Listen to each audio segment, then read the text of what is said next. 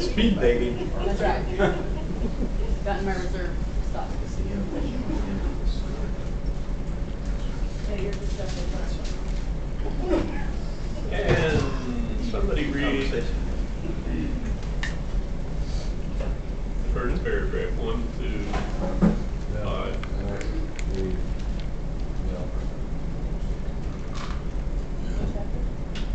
Chapter 4, Revelation 4, verses 1 through 5. After this I looked, and behold, a door was opened in heaven.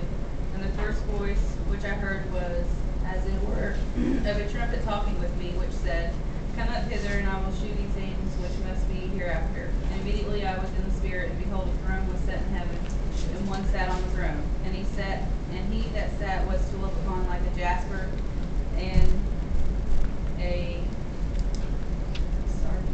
and there was a rainbow round about the throne, in sight like unto an emerald. And round about the throne were 24 seats, and upon the seats I saw 24 elders sitting, clothed in white raiment, and they had on their heads crowns of gold.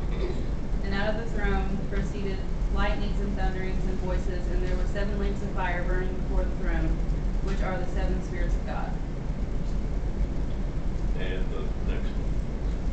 And before the throne there was a sea of glass like unto crystal, and in the midst of the throne and round about the throne were 4 beasts full of eyes before and behind. Okay. All right. This is the third door that's been opened so far in Revelation. First door was the door to your heart. He was knocking on the door. And anyone who opens the door, I will come in and sup with him and him with me. And we will have communion. Okay?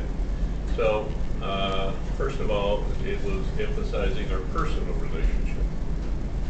The second door that was open was the door to ministry, and that was the Church of Philadelphia. And that was the period when there was a great missions going on all over the world.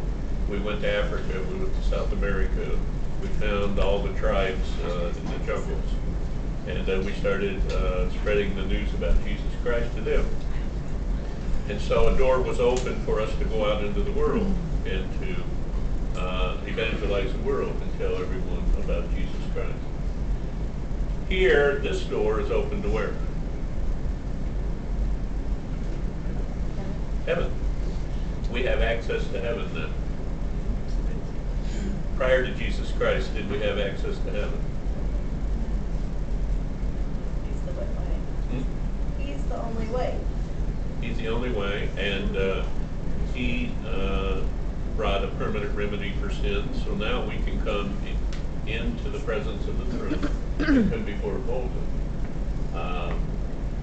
He gave us his righteousness. He wiped away our sins, and now we can have communion with God.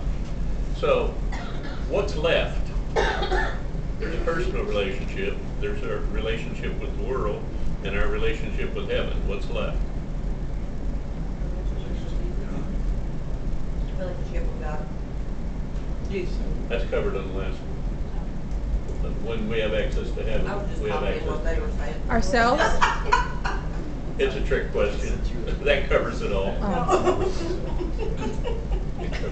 It's a trick question. So wake up. I mean, there's nothing else left, right? We have a relationship with God. We have a relationship with the world. And we have access to heaven. What's left? So, we have been given everything that we need to be what we've been called to be. So, what's our excuse? We don't have one. I'm tired. We're human. If you go to Romans chapter 1, it says we are without excuse. I can't blame Bonnie for making me mad. I shouldn't have got mad. Okay? I have that effect on me.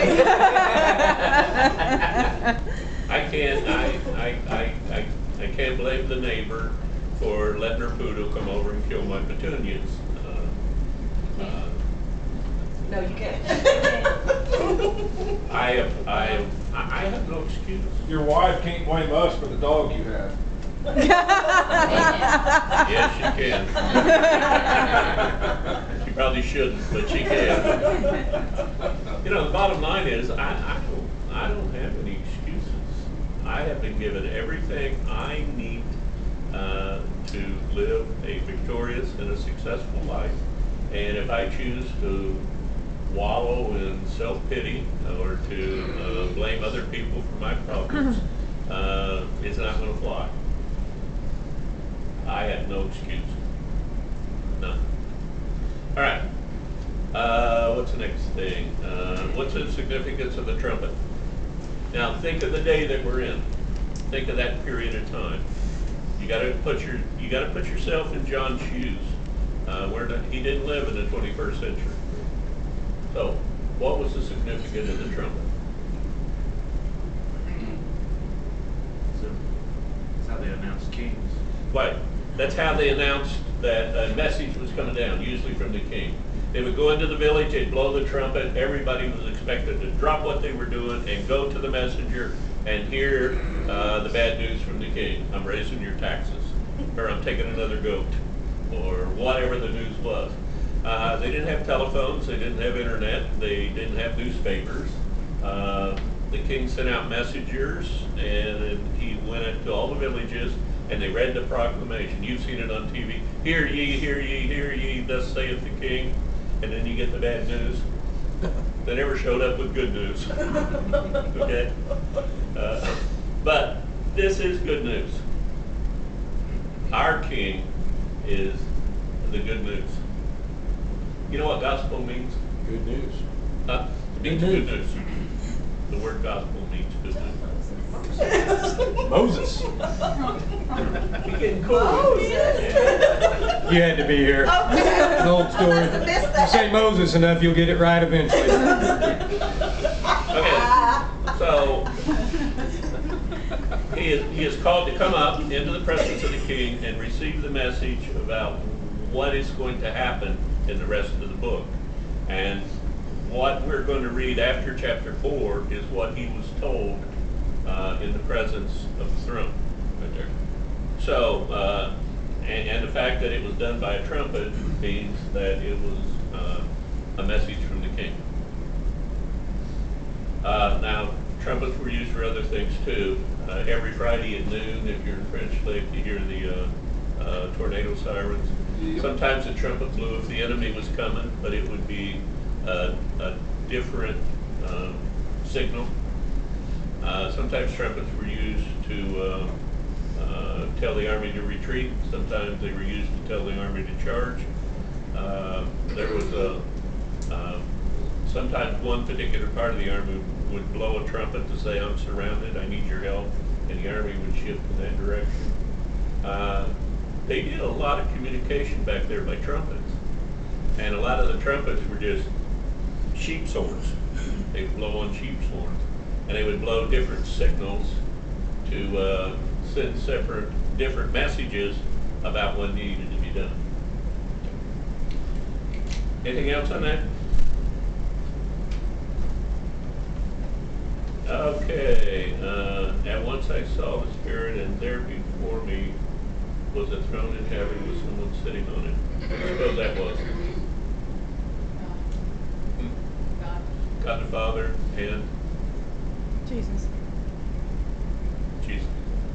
He's in heaven. He lives in heaven now. And I will show you what what will take place after this. How does that apply with Daniel 12, 7 through 9? So back to Daniel 12, 7 through 9.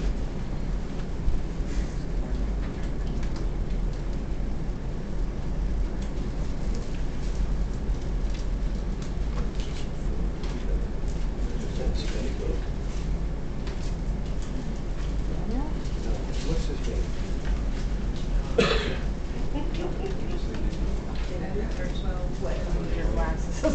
The man clothed in linen, who was above the waters of the river, lifted his right hand and his left hand toward heaven, and I heard him swear by him who lives forever, saying, it will be a time, times, and half a time, when the power of the holy people has been finally broken, all these things will be completed.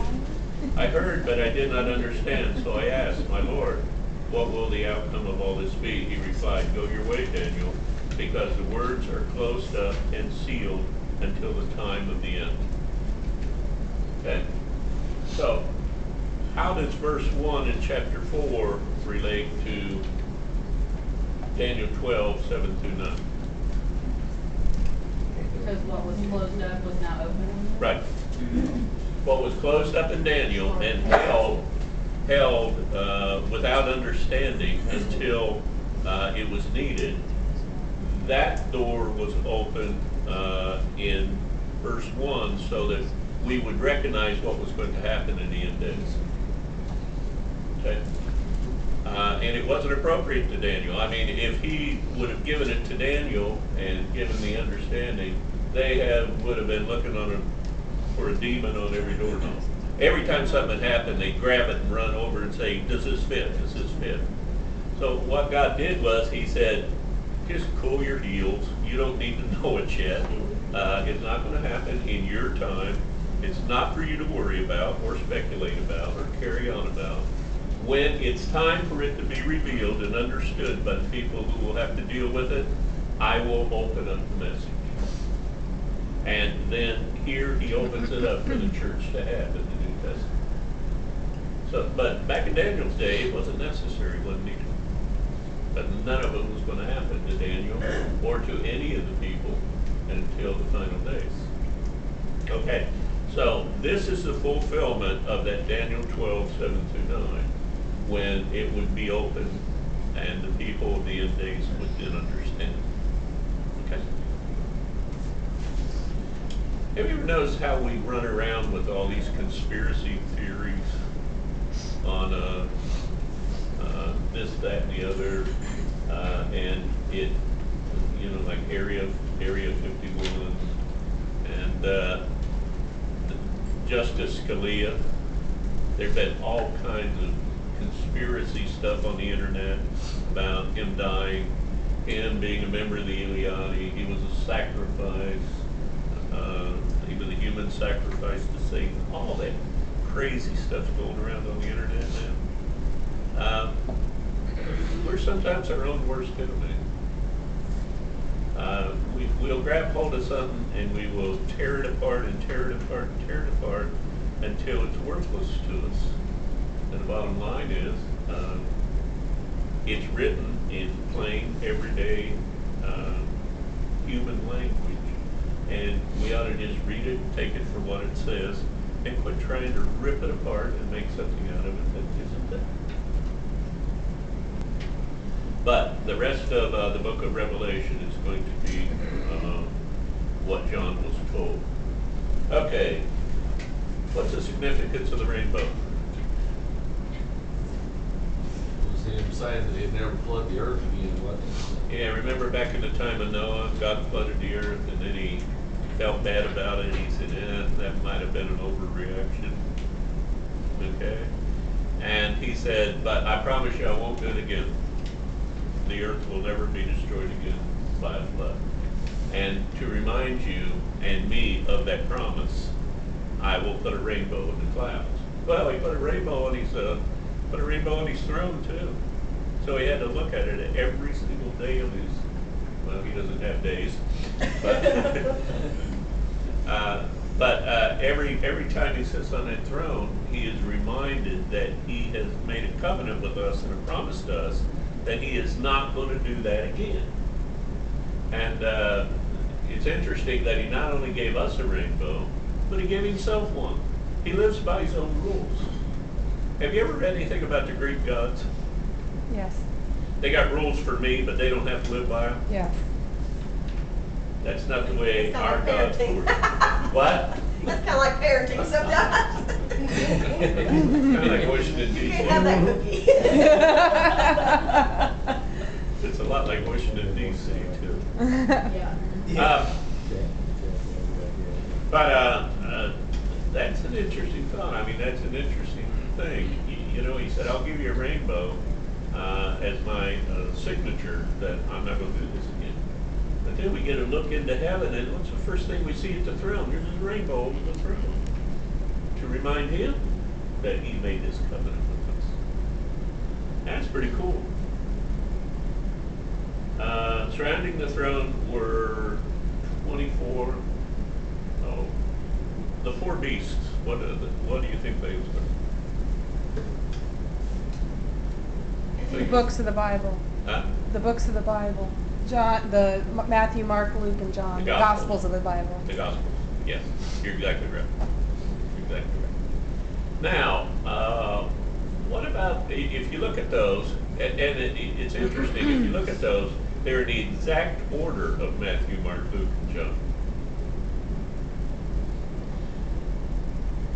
Have you ever wondered why Matthew has some things that Mark doesn't, and John has some things that Luke doesn't, and they don't contradict each other, but you have to read all four of them to get the whole picture. It's like a jigsaw puzzle. And to get the whole entire picture of what's going on, you have to read all four of them. You know what's going on there? Matthew's focus was on the kingship of Jesus Christ.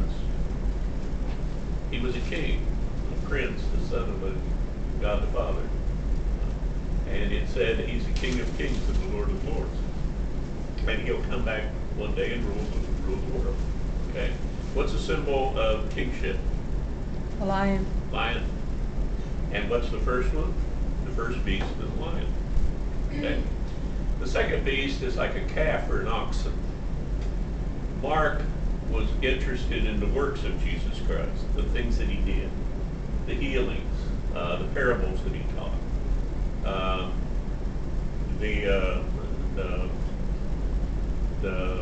the way that he ministered to people and the things that he offered to people. And so an oxen is a beast of burden. They plow the fields, it pulls carts. It's a working beast. And so Mark is the second book in the Bible. The second beast is a calf or an oxen, and it relates to the works of Jesus Christ. The third word is the face of a man. Yeah. Oh, we haven't read that yet. That's in 7. Okay, well, we'll go ahead and do it. The third word is the face of a man. Luke, the third book in the Gospels, was a doctor. And he was interested in the anatomy of man. He was interested in Jesus, the man. And so when you read the book of Luke, you find the humanity of Jesus Christ. You find him weeping in the garden. You find him going off to be alone because he's starting to get stressed out and he needs a time for prayer. He was God, but he was also man, and things did get to him, and he did get tired, and he had to have times when he had to sustain his manhood. And so when you read the book of Luke, you see the humanity of Jesus Christ. You see how he fought with his flesh like we fight with our flesh. Remember, they're about to put him on the cross, and he says, Lord, if it be at all possible, take this cup from me. And he was kind of pleading with God, don't make me have to go through this. And then the Spirit took over, and he said, but nevertheless, thy will be done. I'll do whatever you want. But his body was saying, no, don't do this.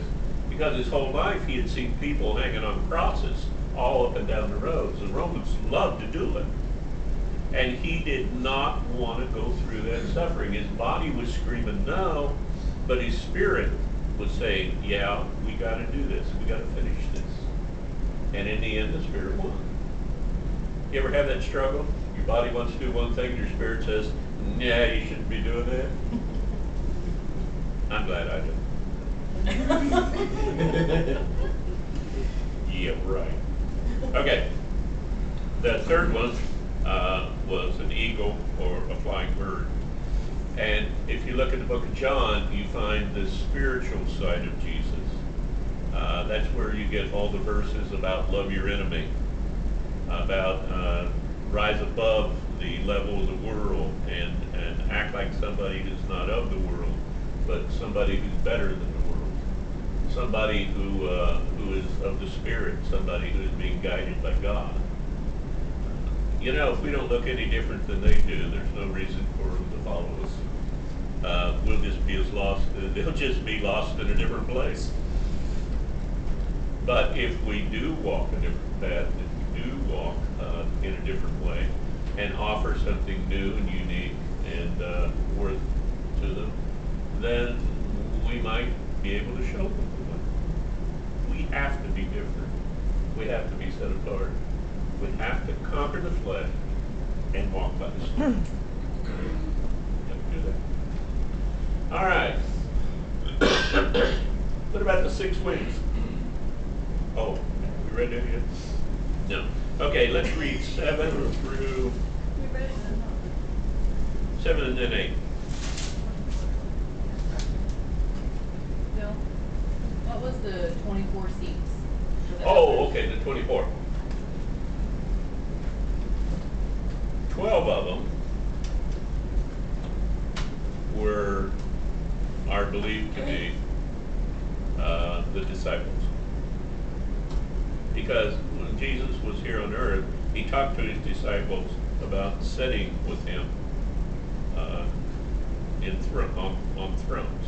They would each be given a throne. And remember, they got into an argument who would be able to sit to the right of Jesus and be the right-hand man. And they got into this discussion about, am I going to be the one or is he going to be the one? I've done more things than he's done. And Peter was one of them. I forget who the other one was. But got into this big thing. Jesus said, you guys aren't catching on. And that's where he taught the lesson of the first being last and the last being first. Okay? So 12 of them are going to be the disciples, minus Judas. He's not hanging around. But 12 of them are going to be the 12 disciples, and probably Paul will take Judas's place because he was the replacement apostle. Okay? Now the other 12, it's all over the map. Some people say that it'll be the leaders of the 12 tribes of Judah. Have you ever read anything? Have you ever read in the Old Testament how those guys were? They sold Joseph into slavery. I mean, they were a bunch of reprobates. You know why they made the tribe of Levi the priests? You have any idea why they made the tribe of Levi the priests? The tribe of Levi was not given an inheritance in land. They were not allowed to have their own land. They had to live in everybody else's land and serve other people. Because whenever 5 of them got together, there was a rebellion. They could not behave to save their lives. So God says, I'm going to make you priests. I'm going to scatter you all over Israel. And I don't want any 2 of you seeing each other on any given day. Stay away from each other. You're right. Headache. What? Like putting your kids in different corners. Yeah, putting your kids in different corners. That's exactly what he did. He put the Levites in different corners. He said, you guys are impossible. So you're not going to get land, because if I let all of you get together, you're going to try and take everything else away from everybody else. So I'm going to make you priests, and I'm not, and you're not going to own any property. Did you know that? So are these guys going to be sitting on the throne? Well, I don't know. I would sooner buy into the fact that it's probably 12 of the major prophets.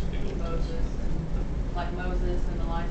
Moses, Elijah, Elisha, Jeremiah, Isaiah for sure.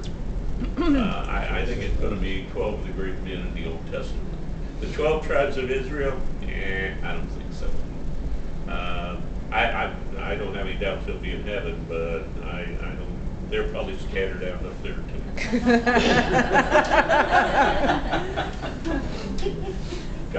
God doesn't want that much trouble here.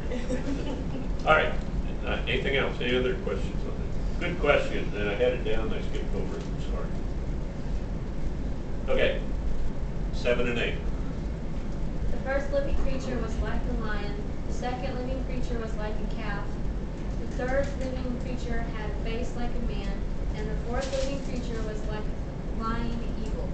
The 4 living creatures, each having 6 wings, were full of eyes around and within, and they do not rest day or night, saying, Holy, holy, holy, Lord God Almighty, who was and is to come. Okay. Why 6 wings?